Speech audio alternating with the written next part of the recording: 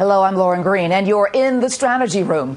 President Obama has announced a proposal to make community college free for all Americans who are, quote, willing to work for it, though the administration has not revealed the price tag or how exactly it would be paid for. Is this White House plan feasible? Joining us with reaction are political strategists Stephen Cobb and Adam Goodman. Welcome to you both. Thank you. Adam, let me start with you, because the president is proposing a free community college program. Is this realistic? You know, he's very good at feeding on populist rhetoric as opposed to bottom line realities. I think certainly the jury's out. They're talking about maybe tens of billions of dollars worth of costs going into this.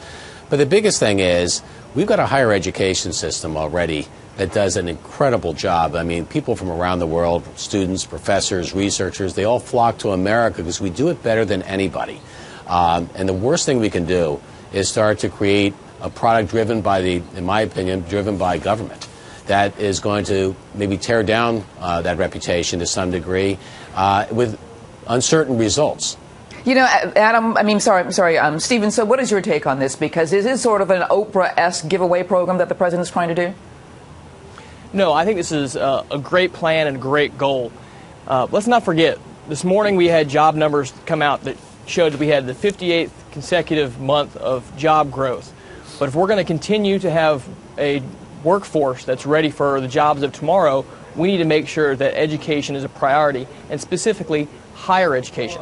It's estimated that in the next 5 to 10 years, over 30% of jobs will require a bachelor's education, and over another 30% of jobs will require some higher education, whether it be at community college or some work from a four-year university. So if we're serious about preparing the workforce for the jobs of tomorrow, we need to make sure that this is a priority, and this is a great policy and a great first step. Okay, the question, though, there seems to be a cost issue. It's kind of unclear. You've got, they said it would save students $3,800 a year. If you 9 million students or so opt into that, that's tens of millions of dollars. How is that going to get paid for?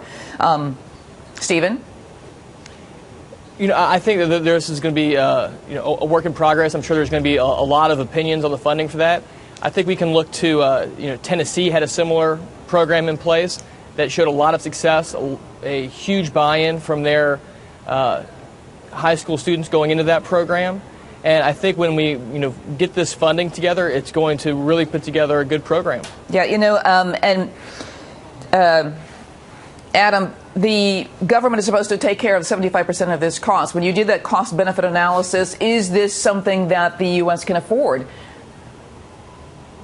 Certainly the jury's out on that. We know it's going to be expensive. And if we know anything about government, whatever they say it's going to cost, it's going to end up costing more.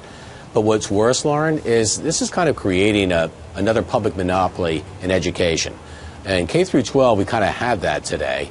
And the more we start pressing against that with charter schools and other alternatives, we're starting to see advances in performance, in test grades, and in fortunes of these students that are coming out in a global economy where we have to be at our best.